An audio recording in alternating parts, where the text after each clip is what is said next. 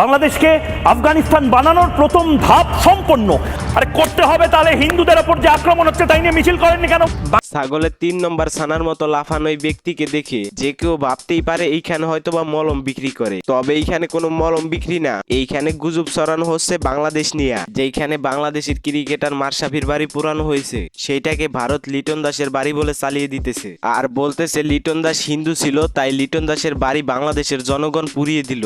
মানে তারা কিছুটা এমন বুঝাইতেছে যে বাংলাদেশের সাধারণ পাবলিক হিন্দুদের উপরে অত্যাচার করতেছে। যখন বাংলাদেশের মাদ্রাসার ছাত্ররা হিন্দু মন্দির পাহারা দেয়, তখন ভারতের কিছু মলম বিক্রেতা চ্যানেলেরা বাংলাদেশের মাদ্রাসার ছাত্ররা হিন্দু মন্দির দখল করে আছে এমন কিছুই কয়। যেখানে ভারতের গভর্নমেন্টে হিন্দু উপর অত্যাচার করে সেইটা নিয়ে মুখ খোলার কোনো নাম নাই। অন্যদিকে বাংলাদেশ নিয়ে গুজব ছড়াতে ব্যস্ত হয়ে যায়। যেখানে বাংলাদেশের এই ছাত্র আন্দোলনকে পৃথিবীর সব দেশে সাপোর্ট করে, সেইখানে ভারত আর ভারতের মোদি মিডিয়াই এর বিপক্ষ করে।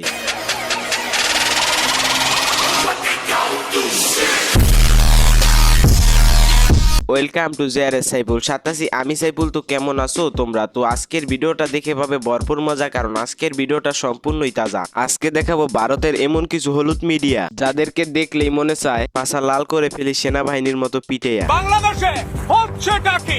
শুধু তাই না, ভারতের এই হলুদ সাংবাদিক গুলা এতটাই নিচে নেমে গেছে, গণভবন থেকে উদ্ধার হওয়া মেয়েদের প্রাইভেট ইউনিফর্ম গুলাকে এক হিন্দু নারীর ধর্ষণের প্রমাণ হিসাবে চালিয়ে দিয়েছে। শুধু ভারতের মিডিয়ারাই না, বাংলাদেশের কিছু আওয়ামী লীগের নেতারাও এই ধরনের গুজব তৈরি করতেছে। আমরা অনেকেই হয়তোবা দেখেছি বাংলাদেশের অনেক হিন্দুরা বর্ডারের কাছে অবস্থান করছে, খোঁজ নিয়ে জানা গেছে ওইগুলো সবই হলো আওয়ামী লীগের নেতা গোচাল। মানে তারা এমন কিছু বুঝাইতে চায় যে শেখ হাসিনা যাওয়াতে দেশ ভালো নাই, দেশের হিন্দুরা ভালো নেই। আর এই ধরনের গুজব ছড়ায় তেমন বেশি একটা লাভ করতে পারে নাই, কারণ এইগুলা যে সব গুজবই ছিল এইটা বাংলাদেশ ছাত্র সমাজ বুঝিয়ে দিল।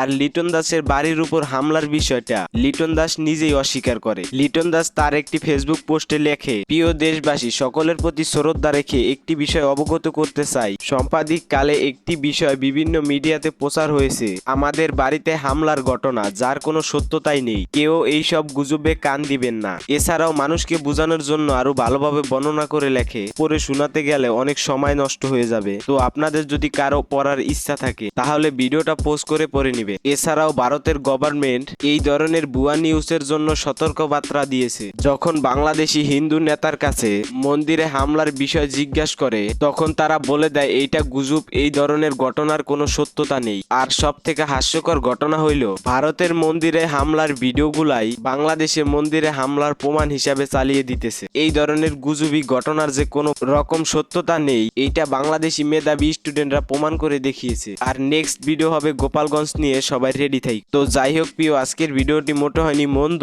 ভালো লাগলে লাইক কমেন্ট শেয়ার করে মন করে দিতে পারো শান্ত। তো আল্লাহ হাফেজ, বাই বাই।